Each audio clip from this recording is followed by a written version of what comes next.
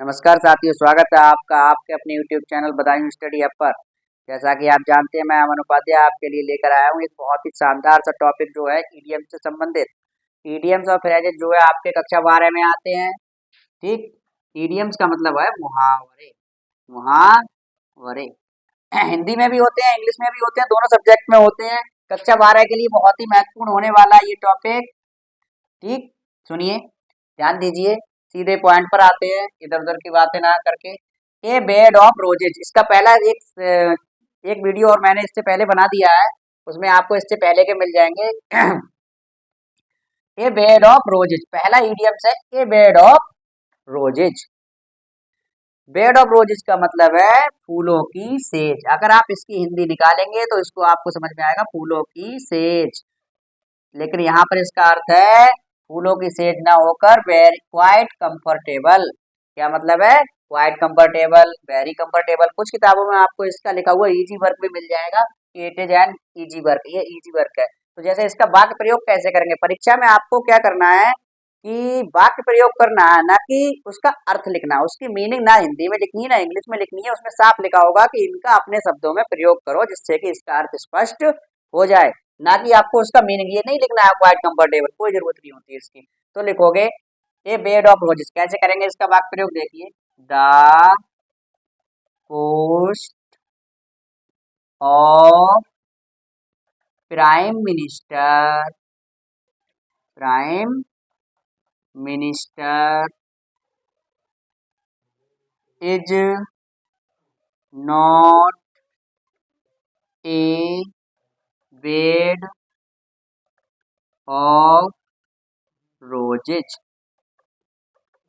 देखिए, ध्यान दीजिए, प्रधानमंत्री का पद एक फूलों की सेज नहीं है। कहने का मतलब प्रधानमंत्री का पद बेड ऑफ रोजेज नहीं है। ऑल ग्रीक एंड लैटिन, दूसरा आ गया आपका all Greek and Latin hard to understand, यानी पढ़ने में समझने में बहुत कठिन है। तो लिख सकते हो आप is writing is all Greek and Latin.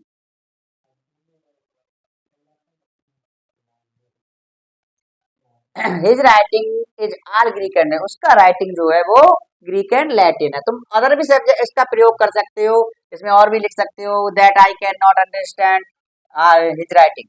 Eight home in, eight home इन का मतलब है दक्ष। दक्ष का मतलब होता है हिंदी में, दक्ष जो शब्द है उसका अर्थ है होशियार, वाइज। वेल वर्स्ड इन यानी होशियार, काबिल व्यक्ति। ठीक, listen to me. At home in तो लिखोगे माई क्लास टीचर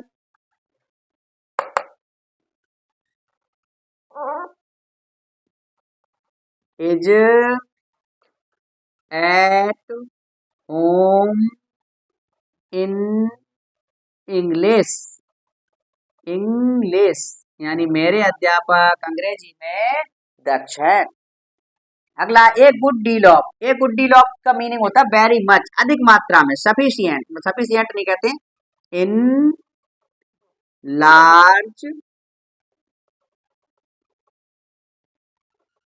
नंबर, ऐसे भी लिख सकते हो इसको, या फिर in large quantity.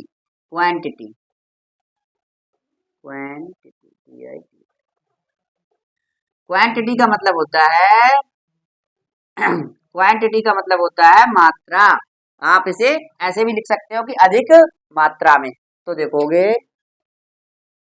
5 kg rice is not a good deal of, good deal of the family. Family के लिए 5 किलो चावल अधिक नहीं है। Bag and baggage with all belongings. Bag and baggage का मतलब होता है बोरी, बिस्तरा, सहित। बोरी बिस्तरा सेहत का मतलब होता है कि सारे काम, जैसे कोई काम करते हैं तो कहीं जाते हैं तो अपना सामान साथ लेकर जाते हैं, तो लिख देंगे he came to came up to me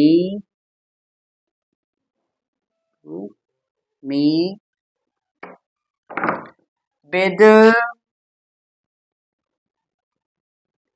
bag and baggage.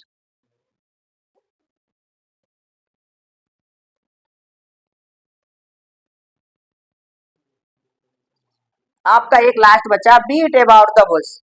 Beat about the bush का मतलब होता है किसी बात को घुमा फिरा कर कहना, सीधे नहीं कहेंगे, कह पॉइंट की बात नहीं, घुमा घुमा के बात कहना, एकदम सीधी बात नहीं कहना।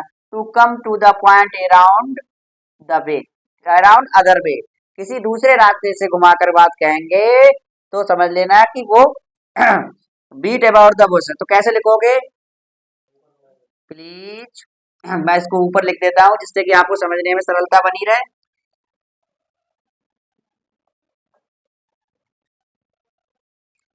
Please tell me the matter, don't, do not लिख दो या डोंट लिख दो, बीट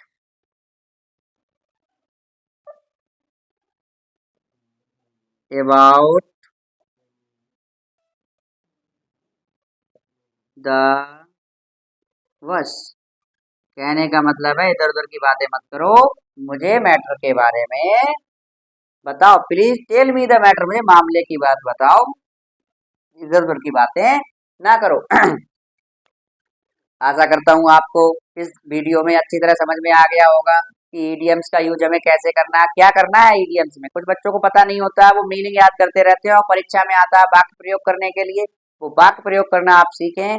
मीनिंग एक बार को अगर आपको नहीं पता है और आपको वाक्य प्रयोग याद है तो आपके पूरे 2 के 2 नंबर जो एक क्वेश्चन मिलता है उसमें मिलेंगे आपको, ग्रामर जो आती है ग्रामर सेक्शन से।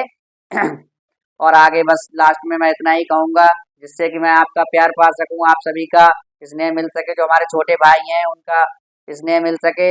इसके लिए भी आप मेरे वीडियो को लाइक करें और चैनल को सब्सक्राइब करें और अगर जो आपके साथी है उनके पास तक भेजें जिससे कि वो अच्छी तरह अपनी तैयारी कर सकें।